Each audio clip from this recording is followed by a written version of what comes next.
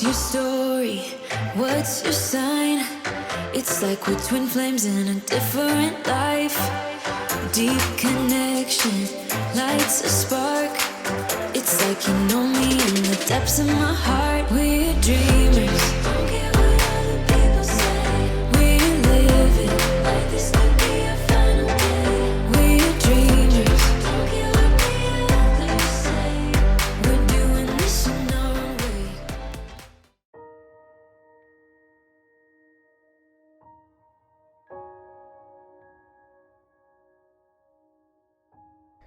Welcome back to another episode of Sailing Excelsior. This week's episode is very special to us and an experience we'll never forget. So join us as we visit Kabalutan village in the Togean Islands, home to the Bajau people, or more commonly, the Sea Gypsies.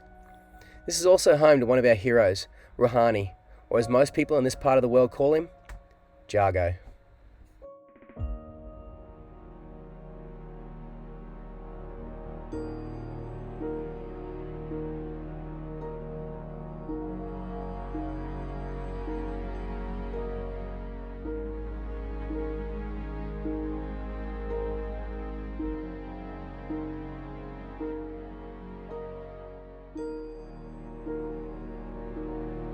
Not long after arriving in Kabalutan, we went ashore to meet the elders and introduce ourselves. Much to my surprise, a very special person came to meet us and asked if he could come and see our floating home Excelsior. So I've got Jago, Rohani on my boat right now, and we went over and we said we'd love to meet him, and he just said, oh, should we go diving? And we said, yeah, absolutely. So we just climbed into my dinghy and came out to the yacht, and we're literally just about to jump in the dinghy right now and go diving with one of the greatest freedivers of this generation, I reckon. So it's gonna be pretty amazing. Coffee, tea, ayah. Coffee. Cigarro, he smokes? Cigarette? Yeah, cigarette. Yeah? Coffee and a cigarette. You got it. You can still dive 40 meters. It's amazing. Sea Gypsies such as Rohani are the first known humans to have genetically adapted to freediving. Bajau hunters learn to dive from a young age and are said to have developed a genetic advantage by having spleens that are up to 50% larger than regular humans. It's Jago on our boat. We couldn't believe our luck. Not only did Rohani want to meet us, but he wanted to come freediving with us too. Which is such an incredible honour. So we all loaded into our dinghies and set out to explore Jago's underwater backyard.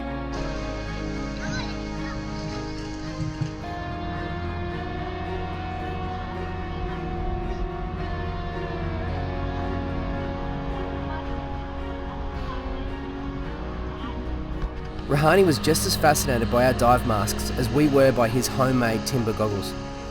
We ended up gifting him this mask as a token of appreciation for him taking the time to show us his way of life and traditions.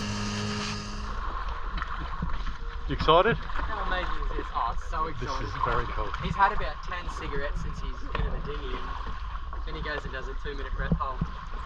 He's stuffing around. Almost immediately after arriving at this beautiful beach, Rohani wasted no time getting into the water and laying face down in what I can only imagine is an attempt to activate his mammalian dive reflex.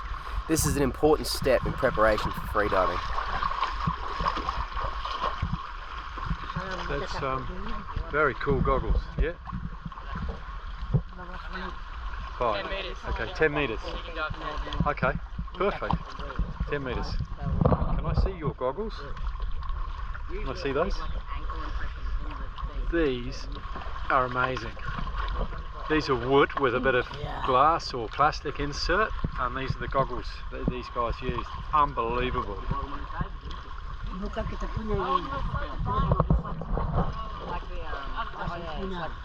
Okay.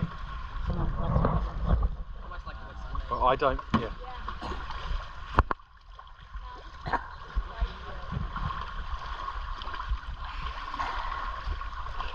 Slightly different from Brendan's gear.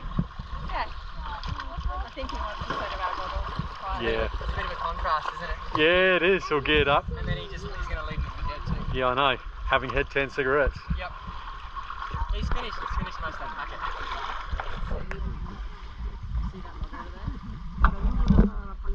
At 84 years old, Jago can no longer dive quite as deep as he used to, but he's still so impressive to watch and is just as comfortable underwater as he is on land. gracefully manoeuvring along the sea floor and coral heads.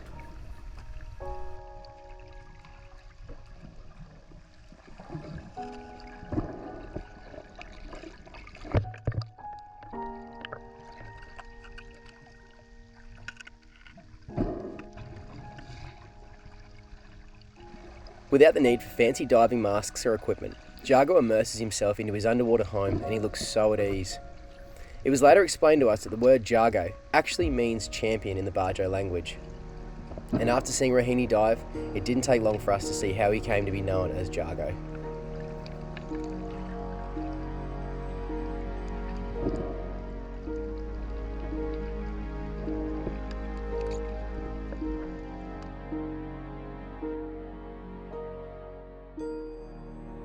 Simply being in the water with Rohani brought about a calm for everyone lucky enough to be diving with him.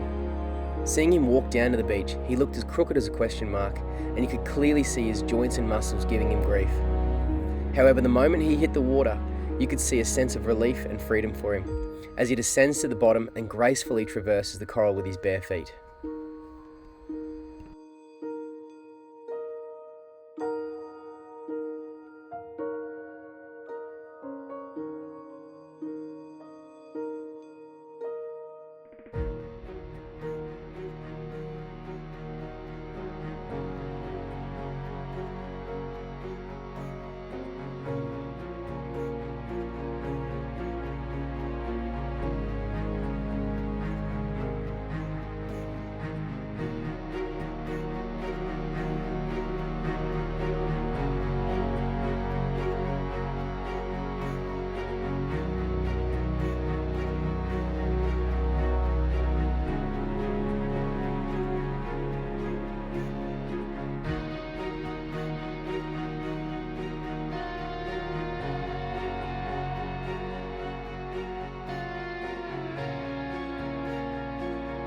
Our family first learned of freediving from our good friend and champion freediver, Adam Sellers, who you can look up online at the Pressure Project. Since then, freediving has quickly become an important life skill for our family. Being that we live on the ocean, it plays such a large part of our life at sea. With practice, we're all becoming more confident underwater, and our techniques and breath hold times are improving. Personally, we find freediving to be a more unencumbered way to explore underwater, as opposed to scuba diving. With one single breath, we can explore the depths for sometimes up to 3 minutes for Brody and I, and around the 2-minute mark for the girls. Not only is freediving good for spearfishing, exploring reefs, and retrieving the odd stuck anchor, it also has major health benefits, forcing you to slow down, breathe deep, and stay calm. 9 times out of 10, we all arrive back at Excelsior, almost in a state of euphoria and complete relaxation.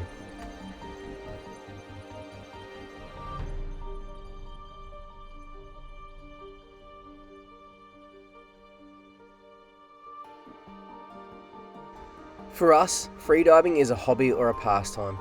For the Bajau, it's a way of life, and this particular practice is a testament to how calm and gentle these sea nomads are.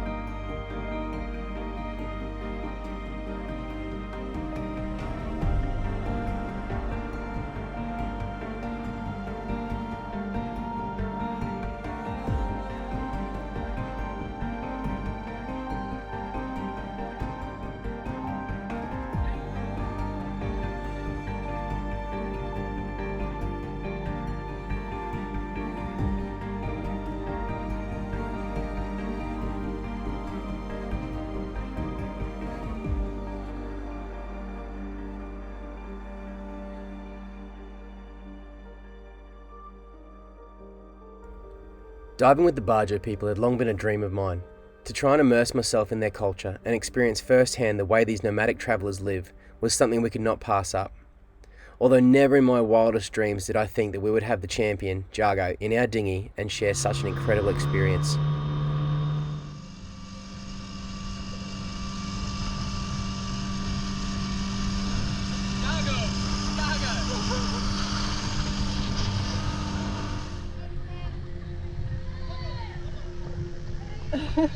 Yeah, I got ya. They all want their photo taken.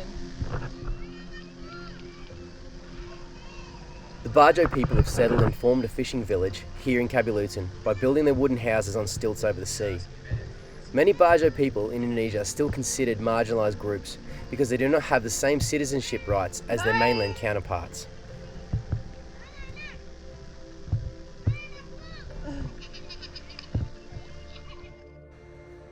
Their sea nomadic way of life is sadly under threat by increased industrial fishing and the younger generations no longer wanting to learn the ways of old. Instead, the dangerous practice of diving with compressed air and poorly maintained equipment has sadly taken over, and the tradition of free diving to survive is slowly disappearing among its people. So we just had these guys turn up this morning at our boat, and one of them sort of claimed to be Jago, and it took a long time to actually translate what was going on. But then we actually figured out that this guy here, this gentleman here, is he was basically the recreation of Jago. So when they were filming the documentary, the younger version of Jago was this gentleman here, and the kid was actually his son, Anaka, your son, Anaka, yeah, in Jago. Yeah, so these guys have just turned up and introduced themselves, and this particular scene here, which is quite impressive, of the hunter. So that good-looking rooster right there is this guy. Hey, you haven't aged a day, mate. Shot a barracuda. Barracuda? Barracuda.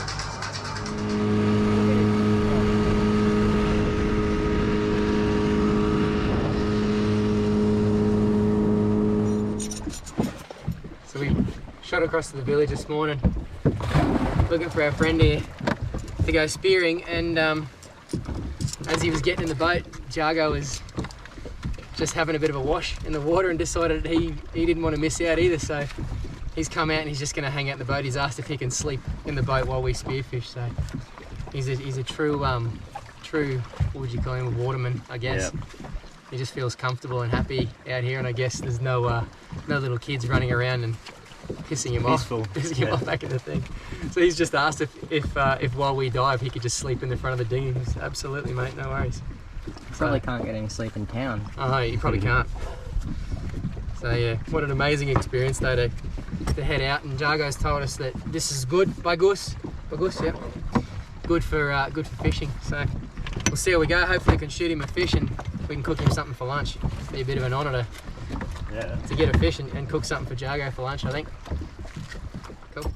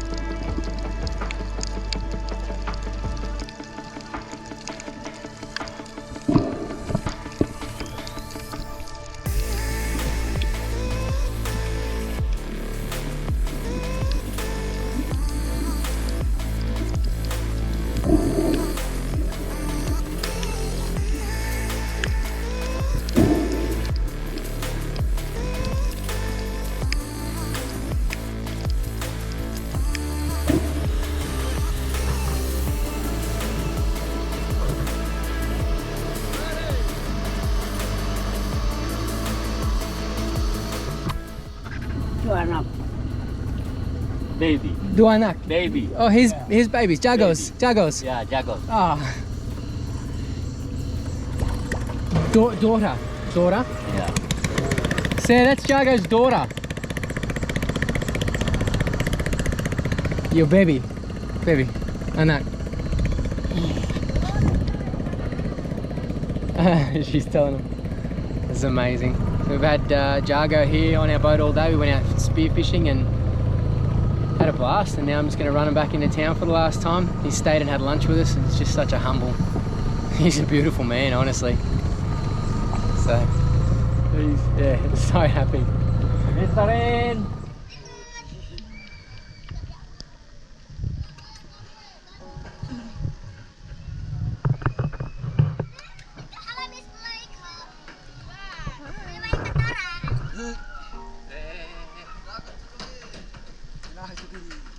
In here?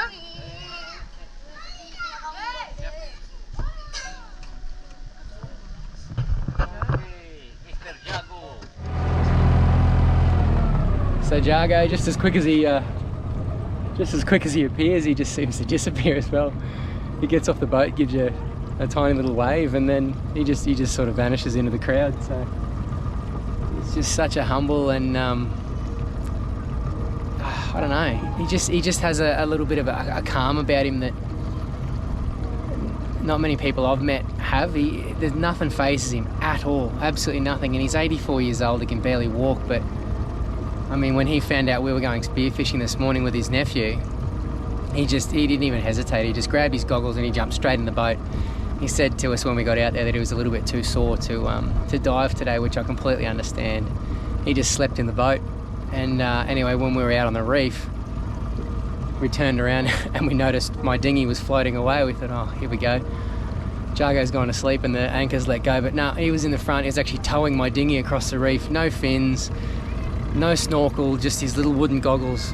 He just couldn't resist. So I don't know, I almost get a little bit emotional about this. It's just been one of the most incredible experiences I've had in Indonesia, and in fact in years and years, to meet someone as I don't know, just as free. It sounds really corny, but this guy just has no worries in life. It's him and the water, and he's perfectly happy.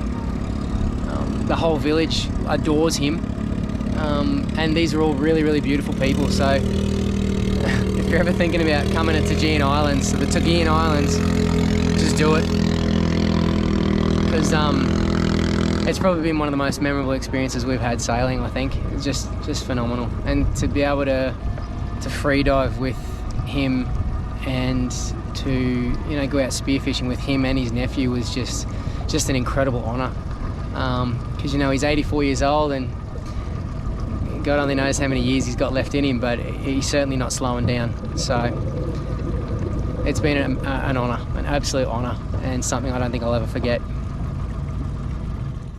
Thank you so much for joining us on this very special episode. We hope you enjoyed watching it as much as we did filming this once-in-a-lifetime experience. Stay safe, and we'll catch you next week.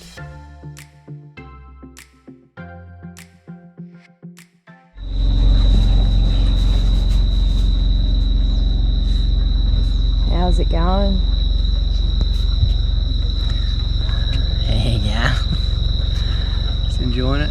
I'm doing a live video on Instagram at that sunset. Oh, sorry. It's all good. I just ruined it. How's it going?